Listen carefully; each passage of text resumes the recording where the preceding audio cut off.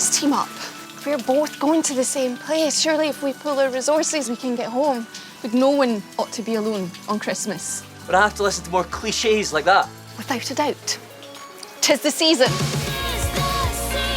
There is one room left at the inn. If we can't get home for Christmas, then I'm bringing Christmas to us.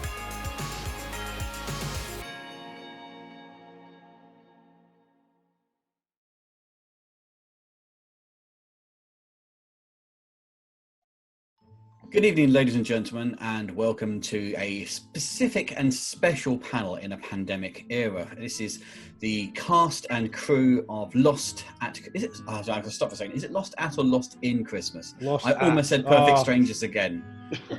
I just want to use your terminology, your title that you have, Ryan, which is the Perfect Strangers. Oh, no, it's not that anymore.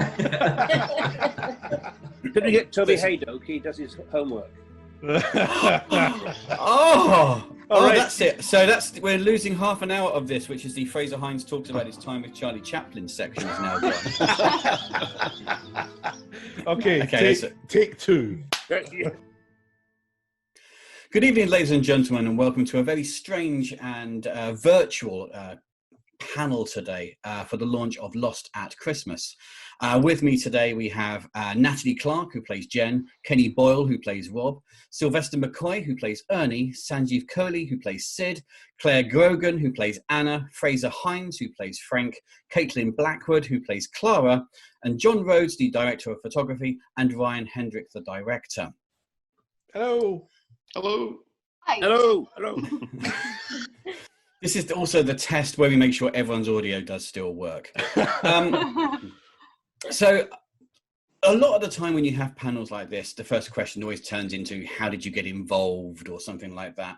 And 9 times out of 10 with this one, and knowing Ryan, it's probably Ryan phoned me up and told me that I had to do this. So what I'd rather know is what attracted you to this project? And I think if I'm going to point at people, because with a virtual thing like this, as someone talks, you kind of talk over someone. So I'm just going to start off with Kenny, for example. What attracted you to this? I think that a lot of Scottish film has a lack of positivity. I think that there's a lot of quite gritty and quite dark or sort of sad films that come out of Scotland. I think there's definitely a place for it, and some of them are absolutely fantastic. But I think that we sort of lost a little bit of the beauty and the positivity that Scotland also offers. And Glencoe is beautiful; it's absolutely gorgeous, and we're telling a love story essentially. And I think amongst all of the social realism and gritty realness and social commentary, it's really nice to just remember that we live in a really gorgeous and loving and fantastic country, and it's just really positive. And I thought that's the kind of thing I want to be involved in. So that's what drew me towards it. Is this the point where everyone else goes, what Kenny said? Natalie, what about yourself? Well, the first thing that drew me to it was obviously having seen the short, which I absolutely loved, and had heavy envy that I had turned down the opportunity to be in it. But yeah, I think I loved much on what Kenny said about the positivity of the film. I loved the story between Jen and Rob, but what excited me most was because it was a feature, we were going to have to expand on it, and I loved being able to bring other storylines and other characters into it that would sort of complement their story. That really excited me, so that was one of the major reasons I wanted to come on board. Well, that actually brings me to a second slight question to you, Natalie, because as you mentioned, this was originally a short with Kenny and somebody else in. When you came in to take over, effectively, the role of Jen, how hard was it to come into a role where you already have seen somebody else doing this? I mean, what did you do that made this character more your own? If it had been a straight remake of the short, I would have really struggled with that. But because it was a feature, the first thing I said to Ryan was, we can't play that character full comedy for an entire feature length.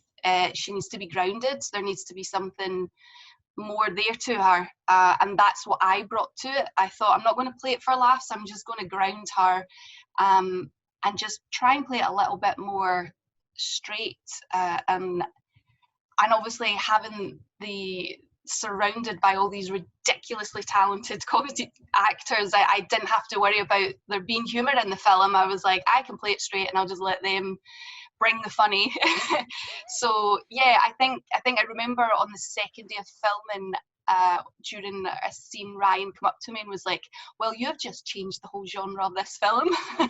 because it was no longer a sort of a romantic comedy as such. It was more a romantic dramedy, I think he called it. So yeah, it was easier for me to approach it from a different angle because it was a feature, so therefore the character just had more depth to her, basically. Okay, Sylvester. Well, because it had the backing of a whiskey distillery. That's why I joined. That's probably the most honest answer that we'll get today. Claire, how about yourself? Well, I've known Ryan for a very long time. We've been keeping in touch through all the various stages that he's been through in trying to get this film made. And I have to say, I'm so impressed because, one, it's almost impossible to get anything done independently. And it's Ryan's sheer, kind of force that has made this happen. And also, I like working. I like having a job. I like being asked to do things and being part of things. So quite often when people will call me up and say, what do you think about this, Claire? I'll go, yeah. So, I mean, it's just, that is how I've managed to last. I'm sure, I don't want to sound like in any way sort of blasé about it, but to keep working, you have to keep saying yes to a certain extent, and sometimes take a little bit of a gamble with somebody. Not that I thought this was, Ryan. I really didn't. I genuinely didn't. Because I was about to say Claire Grogan's in this film because she has low standards. Yeah, that as well. But Ryan has been sending his scripts for a long time now, and I've always thought they had an incredible charm to them, genuinely funny, and yeah.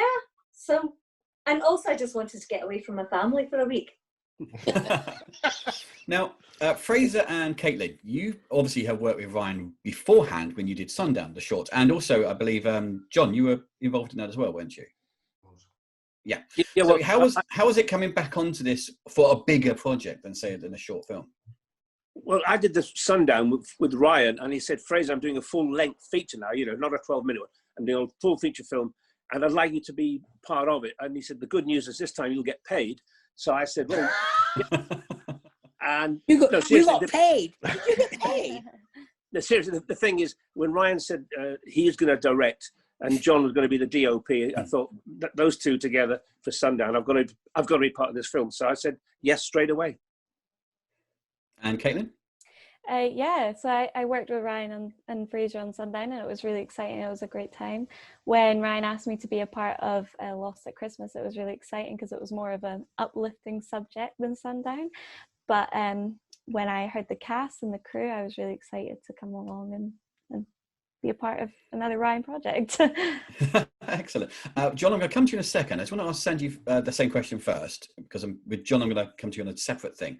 But Sanjeev, I mean, what was it for you, and what attracted you to the project? Well, it's a bit like Claire said. I'm personally incredibly lazy and unmotivated. So when someone like Ryan comes along who can actually get a feature film going in Scotland and offer you a part, it's very hard to say no. Not that I'm looking for reasons to say no, but I know how difficult it is to get even like a short film made. So when you talk about a feature film being made in Scotland with an amazing cast and crew, you think, well, I've got to say yes to this. And it was a really, really fun part. Also, I love a really good romantic comedy or dramedy. And the precious few made in Scotland. I mean, there was one really obscure one a few years ago called Gregory's Girl, I think it was called. But it's sort of sank without trace. I don't think anybody ever saw that. Anyone that was in that film, there's a kind of the curse of Gregory's Girl when no one went to work again. So it's been long enough now. It's been 40 years. I think it's time to bring the Scottish romantic comedy back and the festive one as well, because who doesn't love Christmas? If you don't love Christmas, you have a swinging brick for a heart, my friend. Gregory's Girl, though, for Scottish film, though, is like Macbeth, isn't it? You don't really talk about it on set anymore after those the terrible days. Well, Claire doesn't know this, but Ryan did. It was on all our call sheets. Don't mention. And I didn't even let it slip because I'm slightly in awe of the lovely Claire. See, Claire's, it's difficult with Claire because she's such a lovely human being that you let your guard down and you forget how legendary she is. And then you catch yourself saying, I'm doing lines with Clare Grogan. This is one to take to your grave. Claire, we salute you. Hey. and I gave her a lift back to Glasgow. I mean, I was gibbering when I got back in the house. I was like 12 years old again. And I also honestly, can I just add in on top of that? Every man in my life has said, "Can you tell Claire that I love her?" Oh no, I'm going to add to that. My brother-in-law, when he heard I was doing this today, was like, "I've got a list of questions for Clare Grogan." So, no, go on, Claire. Please. I'm exhausted being this fabulous all the time. Well, I must admit, you in the film, Claire, you do try to hide your fabulousness with an amazing pair of glasses. They're my own glasses, actually. They're incredible. They're great. Now, I want to move on back onto John, who's been patiently waiting. I said I'd come back to you. Obviously, I know you worked on Sundown with Ryan before as well, and there's a lot of changes from moving from a short to a film, but again, because this was very much a small budget movie, this was very much a micro budget movie, it was a very, very short amount of time. The time frame was incredibly small for something like this. I wondered what the challenges were for sort of shooting a film like this on a tight schedule and keeping that kind of, keeping the art to this kind of movie. But at the same time, is what brought you back on to do this? Because you must have realized you were giving yourself a very, very high bar to reach with this.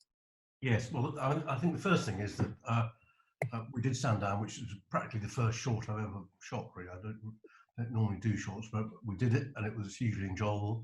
Working with Ryan was lovely. I have to say, I don't remember him asking me to do Lost at Christmas. I think he just told me.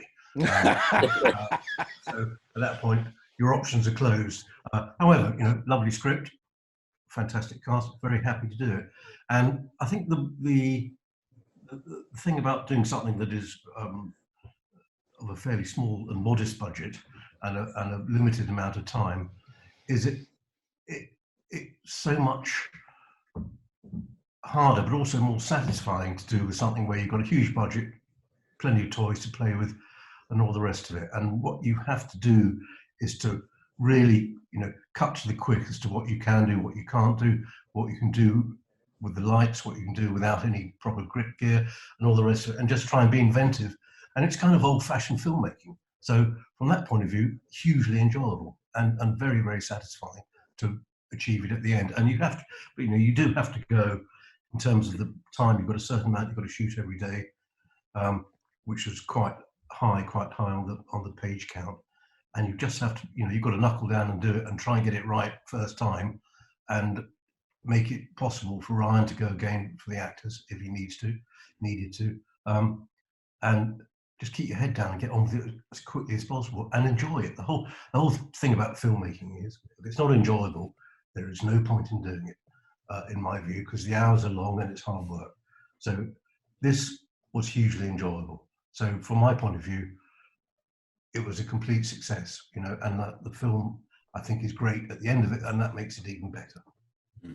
No, I agree. In fact, and as I said, I did watch the film yesterday, and one of the things that did strike out, which struck me very, very strongly, was the fact that when you're watching the scenes in the hotel, where pretty much all of you are, you've had probably about, I think, half hour, 40 minutes of both Kenny and Natalie being together, and it's quite an isolated scene. And then you come into this hotel. I am aware behind the scenes of how long you had to film this, but the thing that struck me was how integrated you all were from the start. I know some of you know each other from other things like Doctor Who. I know some of you have met at conventions and things like that, but it just felt like you'd been together like a repertory theatre company that had been doing this for a long time. So that's because we were all in a bar, you see. Well, I was going to ask you, how much sort of rehearsal time and read-through time did you get for this before it was standing up and the camera's filming? Rehearsal time? Yeah, right. People have rehearsal time. So it was literally day one, standing there, cameras on, go for it. I remember turning up with Sylvester. We watched the Kenny and Nat in the scene. I said, Christ, they're good. We've got to raise our game, Syl. So, well, I can probably pipe up here. As John was saying, we had very limited amount of time to do it. So going into it in advance, we knew that we were going to be up against it. So very deliberately, I tried to spend some time with everyone individually to have a kind of conversation about about character motivation and whatnot. And we didn't go into huge details, but because I just knew there wasn't going to be a huge amount of time for lots of discussion whilst we were there. Although we did fit in quite a bit, but I do feel kind of slightly guilty looking back that some people got absolutely bugger all from me. If the first take looked pretty good, then if it's not broken, don't fix it. And so quite often they would get a quick hello from me and a little bits and pieces. But yeah, luckily for me, everyone kind of came prepared. Well, yeah, I wish some directors were like you, Ryan, because you get a director, you do a wonderful take, and they go, "Yes, I liked it, but maybe we could." You think, well, if you liked it, why be going again? You could might do, and they'll probably use the first take anyway. But still, Ryan is great to work for because he said, "Yeah, everybody happy. You go on next scene," rather than, "I wonder if we could," it's frustrating at times. And I think that's something that you've just got when you're on this sort of schedule.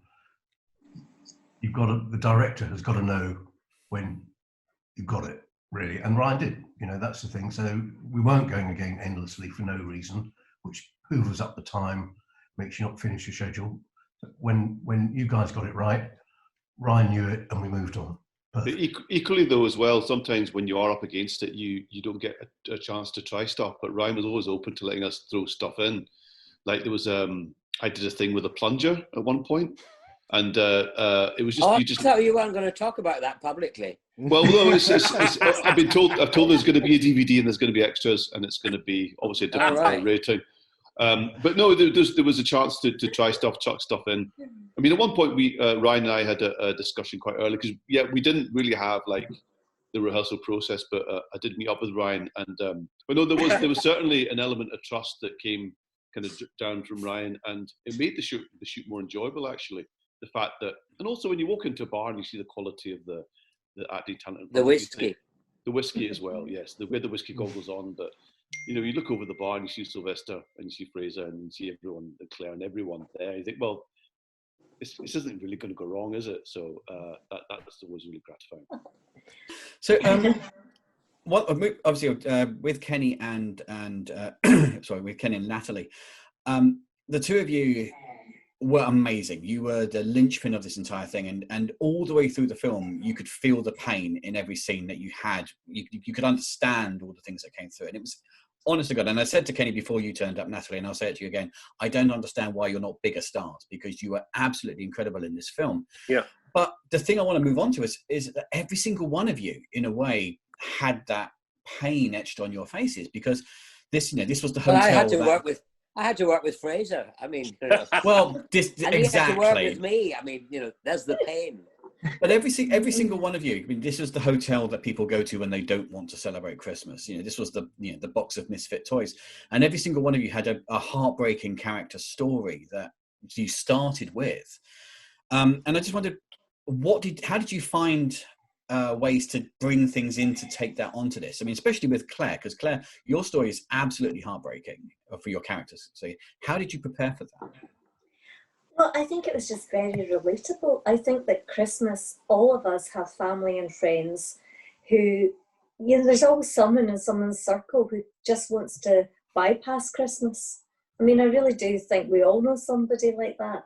So I think one, it was a very relatable emotion, and I kind of loved the idea of this hotel that existed where people who didn't want to join in could go to, and you bloody well ruined that, Ryan. No, but I think all of us, even somebody like me who absolutely loves Christmas, there is a moment where you're thinking about the people that you would still love to be spending Christmas with. So it's very much, my story is very much about grief. And for me, that's a very relatable emotion. It just is. And I think it is for a lot of people. I think all of us have someone in our lives who we think, oh, I just wish they were here.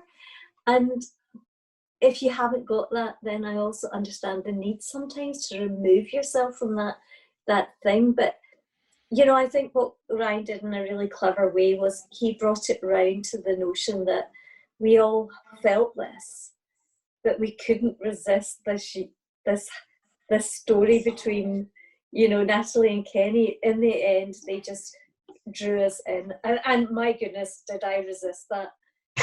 But I think... Sadly, I think there's going to be a lot of people alone for Christmas this Christmas if we all get locked down.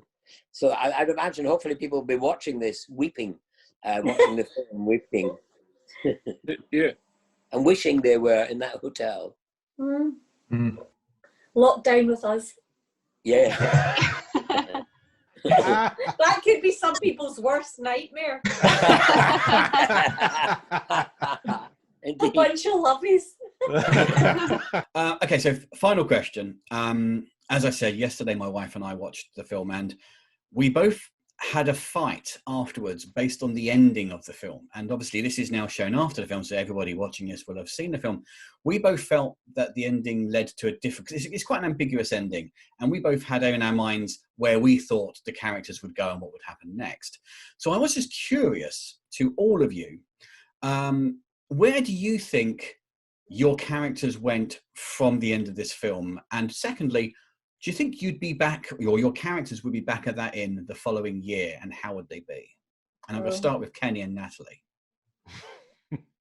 I think that the reason that people will remember this movie is because at the end they walked away from each other. And I think that when you watch something like that, it's no good me telling you what my character did next, because the beauty of this is that you get to argue about that.